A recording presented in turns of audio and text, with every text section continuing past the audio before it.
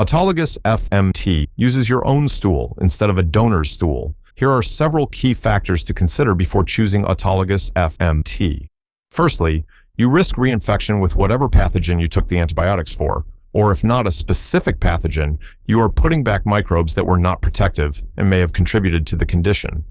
Secondly, the vast majority of the population is in poor health and has dysbiotic gut microbiomes, and thus the vast majority of the population would be better off not using their own stool for FMT, but rather FMT from someone who qualifies as a high-quality donor.